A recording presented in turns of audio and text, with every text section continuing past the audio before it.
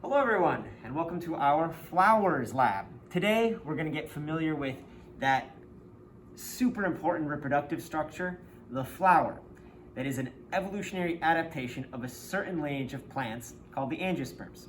So let's start by revisiting our phylogenetic tree of life. So we know, stemming back, we won't go all the way back to algae here, but we know once we get to the megaphyll-bearing lineages, we still have the spore-bearing lineages of the ferns, these being all your manilophytes, your leptosporangiate ferns, your eusporangiate ferns, your equisetaceae, and the psilodems. That then branches off to all groups making seeds, with your gymnosperms being one branch. Of course, the gymnosperms having a lot of included groups there, such as your cycadophytes, your ginkgophytes, your pinophytes, and your cnidophytes, with your cnidophytes and pinophytes being sister one another. On the other side of the branch, we have our angiosperms. And the angiosperms don't cluster quite as neatly as our gymnosperms do. Because we, generally speaking, if I'm trying to oversimplify the phylogeny like for another class, we'll have a group of your basal angiosperms, and then there will be your monocots and your dicots. But this basal group is actually several independent families that diverge from one another. The first being Ambarella. Then we go to the next group that has all kinds of, or really unknown flower parts, whereas Ambarella really doesn't have distinctions between a lot of the male and female and petal and sepal flower parts. You finally do get distinction within your next two groups. The Nymphaceae,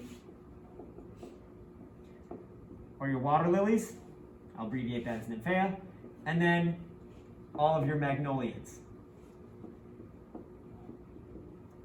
Lots of diversity within this group, a little bit less there.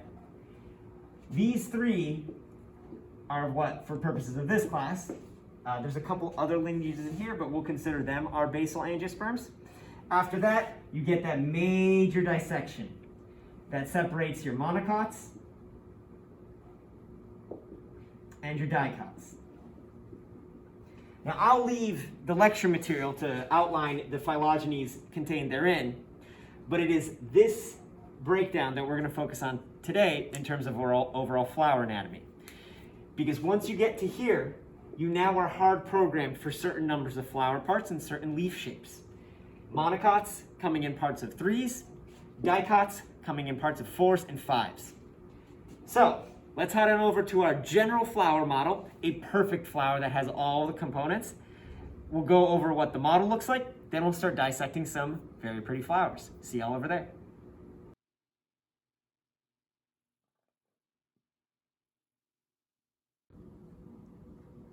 All right, so here we have a perfect flower, a flower that is bisexual. It has both of its male and female parts.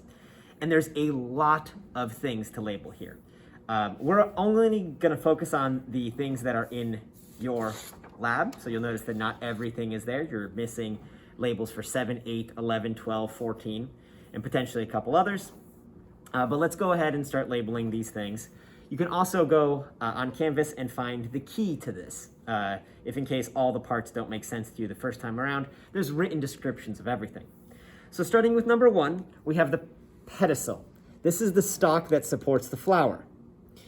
Going on to number 2, we have the receptacle.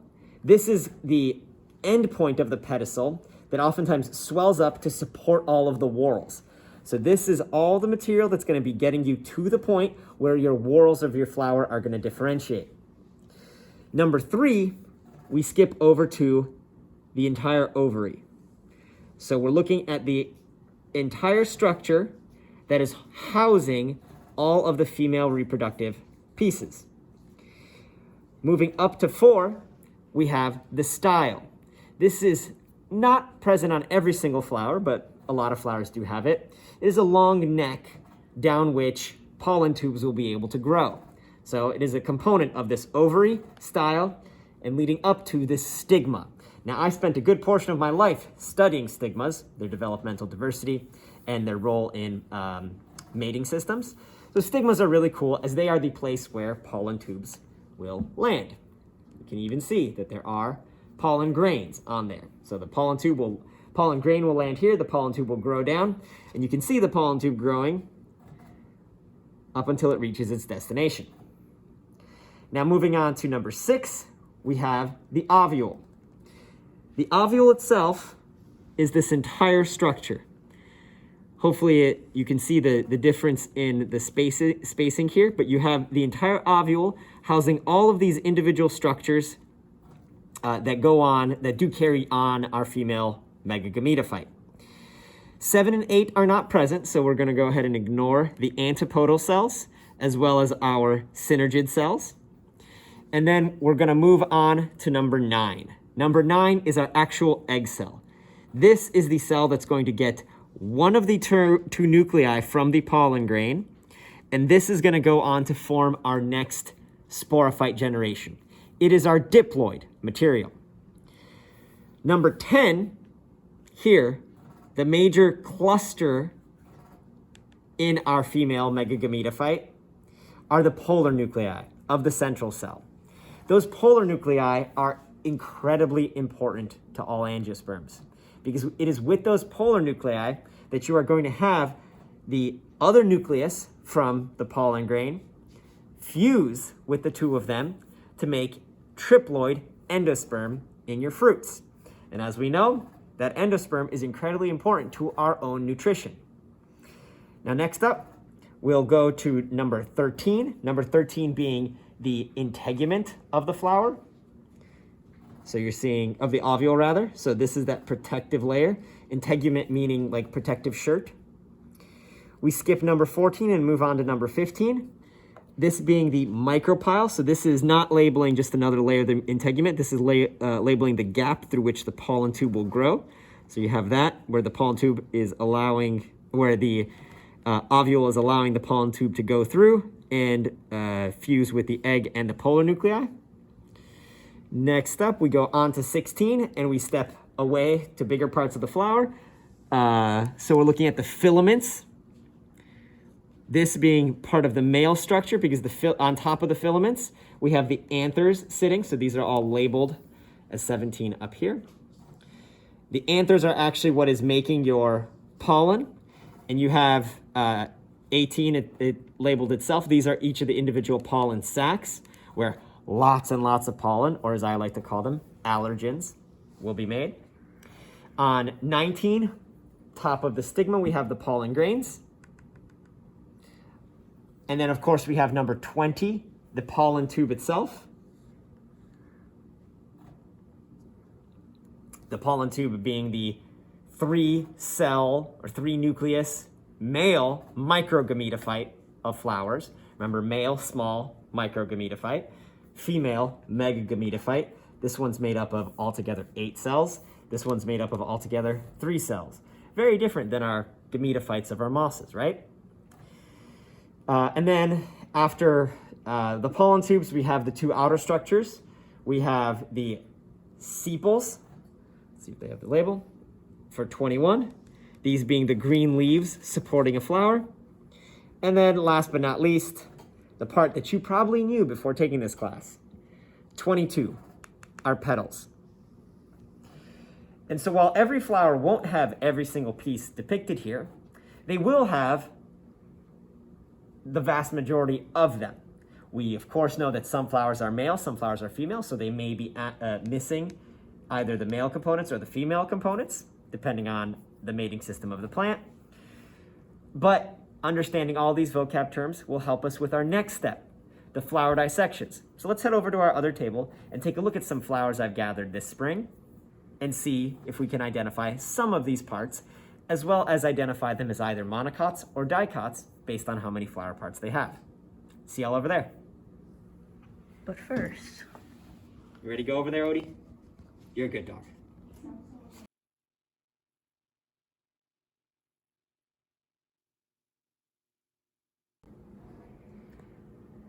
All right, so now that we've gone over our different parts of the flower, we have a couple different flowers for y'all to dissect. Now this will obviously vary based on the season that you're doing this, whether you're working with cut flowers from a grocery store or it just so happens to be an early spring like it is right now.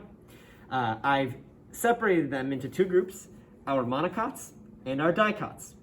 Now we'll start by looking at our monocots, but I encourage you, when you're doing this yourself, have either a magnifying glass or one of our dissecting microscopes. Because using your dissecting microscopes, you can take a closer look at the structures of the flower, because oftentimes they're going to be super small. Like here, I've set up a maple flower where you can see the stigmas and the heads of the anthers. Come take a look. Sure it's in focus here.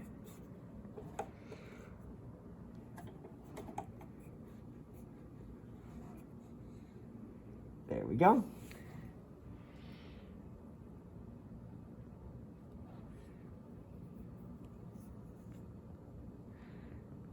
There we go.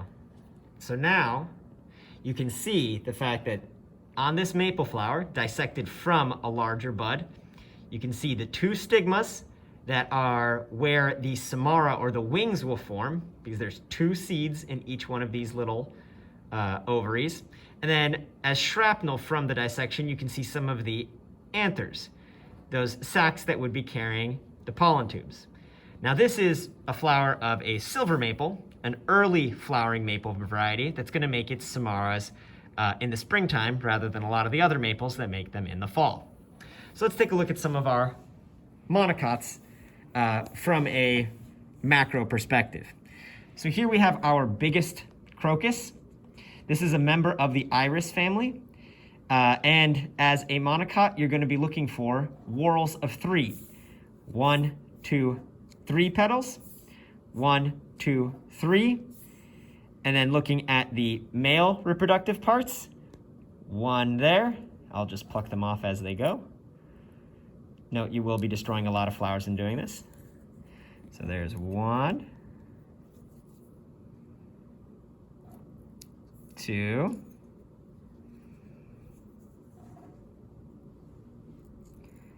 and 3. Oh, that one didn't rip. Oh, still not ripping. There we go. So you have the 3 male producing anthers, and then you have the fusion of the ovary here with its quite beautiful stigma. Now this will be the same for our other 3, albeit smaller, creamy orchids, crocuses. You see instead that they have very dissected stigmas, the orange, and that their anthers are a little bit more spread out. Granted, these are a fair bit older than our giant purple. Now in back, we have an iris. And I won't dissect the insides of this one because it's fairly small and complicated, but you can at least see the 3 flower parts of this netted iris. And then last but not least, a flower that didn't make it so well is this squill. This is a member of the asparagus family, so a cousin to our irises. You can see 3 of the petals are still attached. There were another 3 here. And then looking inside, where you're going to be utilizing your dissecting microscope or your eagle eye vision, you can see 6 different stigmas. Parts of 3, we've got another monocot. Now compare this to our dicots. Let's start with the maple flower. Let's see how close up we can get to this. Whoop. So you'll see that there are 1, 2, 3, 4, generally speaking, outer whorls with oftentimes 1 ovary in the middle. So there's going to be a lot of different samaras made from this in parts of 4. Now looking at our buttercup here, the winter aconite, you can start to identify, since I haven't spoken much about this, you can start to identify the traditional features of your flower.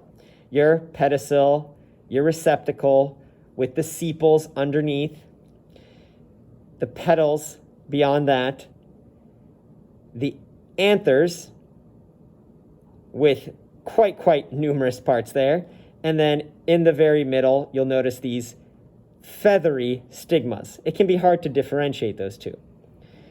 But this is very characteristic of our buttercups. Now we have a member of the family Apocynaceae, the Hoya, that just so happens to be blooming right now, that again, you can see all of the individual features. The pedicel, the swollen receptacle in the back, with the sepals, of which there are 4, easy to count on this one. The petals, of which there are 2 different layers. Here, there's 5. And then at the very middle, you will get the ovary. There are 5 tiny black anthers present in this star. And just showing the genetic flexibility here and the fact that you do get some variability between clusters, is you might have to look at a couple different flowers. These 2 flowers, with either parts of 4 or parts of 5, actually came off the same plant. They came off the same cluster. So you do get some developmental differentiation between the total number of flower parts. So don't just take one flower as the absolute truth for any individual species when you're trying to identify it. Dissect a couple of them and try to notice some trends. Because when stressed out, you might not form the exact same shape as the flowers directly adjacent to you.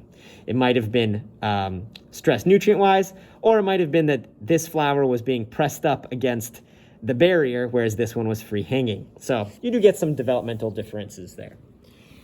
So that said, hopefully you have a chance to grab some flowers yourself and dissect them and make sure that you can identify at least some of the features of that perfect flower model. I'll see y'all in a few minutes when we discuss some of the differences on the other side of the flower, the seed germinating side, with a couple of models.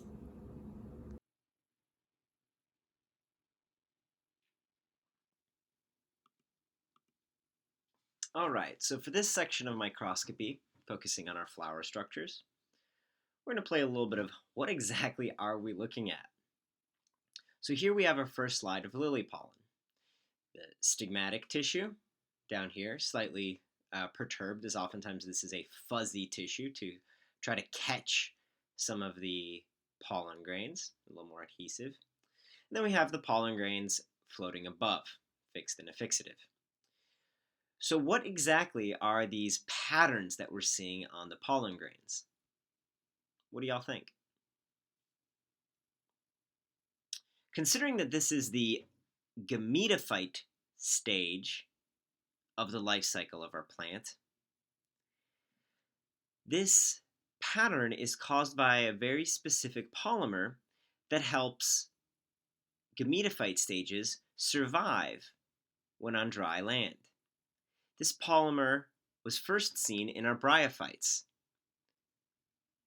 but persisted through all land plants, and now forms this very chemically inert, in fact, this polymer is one of the most chemically inert things on all of planet Earth, forms the outside so that way nothing can get in or out up until it decides to germinate. That's right, these are the patterns caused by sporopollenin. Pretty cool looking, huh? Now, when germinated, the pollen grain will look very different. In fact, it can resemble a sperm to some extent. You have the pollen grain as the bulb, and then the pollen tube with its nuclei stained in purple. So on these 2 slides here of germinating lily pollen, you can see that they, even though these are not on a stigma, we've given them the signal to begin their germination, simply in a media, we can see that the pollen tube will actually begin to grow out from the pollen grain. So this is your male microgametophyte. Now another neat thing as I was taking a look at the lily pollen tube, particularly on the anther, on the stigma, were some of the structures internal to the lily stigma. So what exactly are these ringed cells here, stained in purple? That's right, these are tracheids. So you can actually see some of the cell wall structures in these tissues, which I thought was really neat, so I wanted to point that out. Now next up, we need to play a little bit of what exactly are we looking at in terms of overall flower structure. Here's our monocot, and here's our dicot, and we'll scan in between them a fair bit. So we know that monocot flowers are in parts of 3, so let's try to identify what parts of 3 exactly mean. Well, here we have the structure of the ovary, and you can see that it is dissected into 3 parts. We don't exactly see the same thing here, but you see that there are 1, 2, 3, 4 different corners to this ovary in the dicot flower. Looking at how many pollen sacs per anther, we see 1, 2, 3, 4. So 1, 2, 3, 4.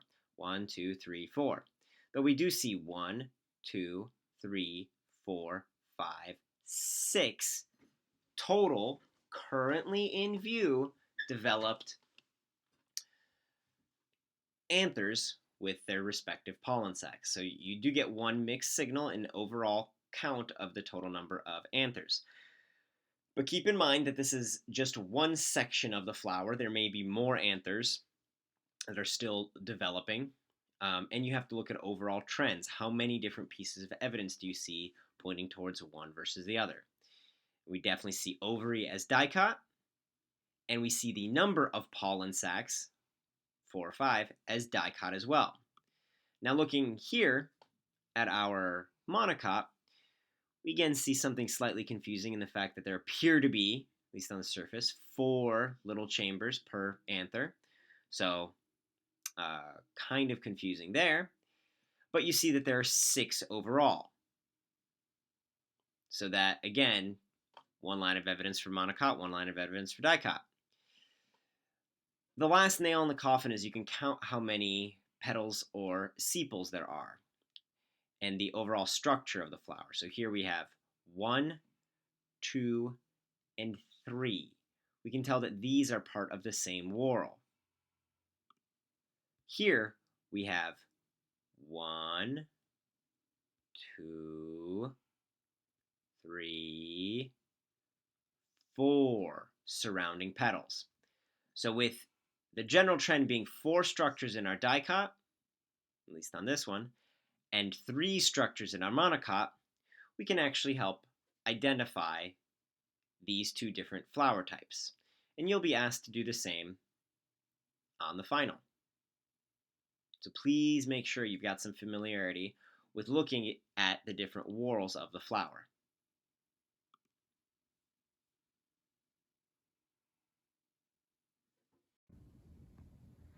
All right, so here we are taking a look at some of my seedlings that I'm starting for my garden this summer to take a look at the differences in terms of seed germination for monocots and dicots. Now we'll start by looking at these 2 models here to look at our corn germination starting at day 1 versus our bean germination on day 1. You can see that as they begin to develop, that there will be a single stalk in our monocot, whereas a single leaf in our monocot, whereas in our dicot, you will see 2 cotyledons. So monocot versus dicot. Now for our garden, I actually am not planting any monocots this year. So let's take a look one by one at the different dicots that I'm planting to see if we can identify their first baby leaves, the 2 cotyledons. So starting with our zucchini here, very easy to see the 2 cotyledons and the heteroblasty for the next coming leaf. Plants oftentimes do this. The 2 cotyledons will be undissected, kind of large, and then not at all look like the later developing plant. Adjacent to it, we've got some really baby tiny galliums. Now these will have completely different leaves. They're whorled around the stem, so you've got like leaves coming off in a sun spray, it looks like. And then here we have our 2 different tomato varieties, a cherry and a larger meteor tomato that I'm planting. The 2 cotyledons are much thinner than some of our other varieties, but you can already start to see the dissected, smaller, broken apart secondary leaves. And then one of my favorite vegetables, our kale. You can see the early 2 cotyledons, these heart-shaped lobes, and then you start getting some dissections later on. Thank goodness we've got a lot of kale. I love this stuff. And then decoratively, we've got our sunflowers happening over here, the 2 cotyledons, and then the later leaves having a little bit of pubescence or hair. And last but not least, we've got our pea plants that are growing quite quickly. We might have to get the trellis for them sooner than anticipated. A kale seed made it over here, which I find quite interesting. But you will see that they sometimes still retain those baby cotyledons on the early seeds, and then on the early leaves rather, and then develop quite different leaves as they get much bigger. So those are some of our seedling differences in terms of our monocots and dicots. And hopefully that all makes sense looking at our major differences. Next up, we're going to take those flower buds under the microscope and wrap things up by taking a look at pollen tubes also under the microscope. So I'll see you guys inside at the scope.